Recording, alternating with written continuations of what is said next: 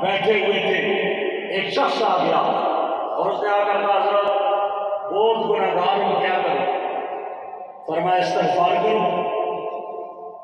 وہ چلا گیا، دوسرا ایک شخص آیا اور اس نے آ کر یہ کہہ دیا، اس نے کہا حضرت بارشیں نہیں ہوتی ہیں، دعا کریں بارشیں ہوں۔ فرمایا جاؤ بھائی استغفار کرو۔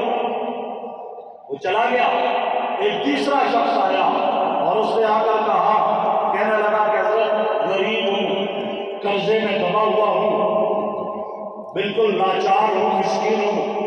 فرمایا جاؤ استغفار کرو۔ آج کہتے ہوتے ہیں نا جی کاروبار بند ہو گیا، ایک بندش آ گئی ہے، جی مجھے نقصان ہو رہا ہے، میں قرضے میں دبا ہوا ہوں، کیا کروں؟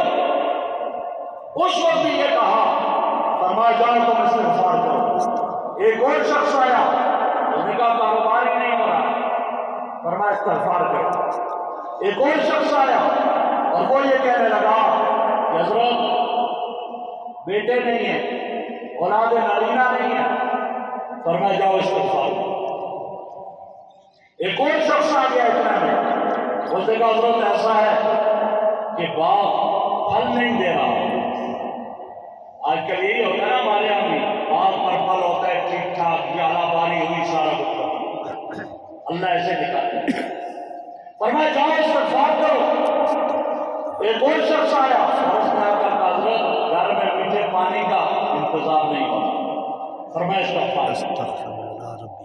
پاس ایک آدمی بیٹھا تھا، انہوں نے کہا حضرت اتنے سارے لوگ آئے، ہر ایک نے اپنا اپنا مسئلہ سامنے رکھا اور آپ سے میں کی بات بتاتے رہے استغفار کرو استغفار کرو۔ فرمایا بھائی اس کا علاج میں نے نہیں بتایا، میرے رب نے بتایا۔ ان ساری چیزوں کا علاج استغفار ہے۔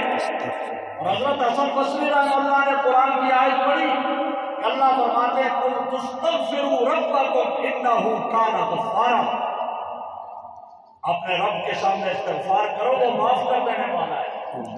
جو مجھے آیا جس نے کہا گناہگار ہوں، میں نے کہا استغفار کرو، کیوں؟ میرے رب نے کہا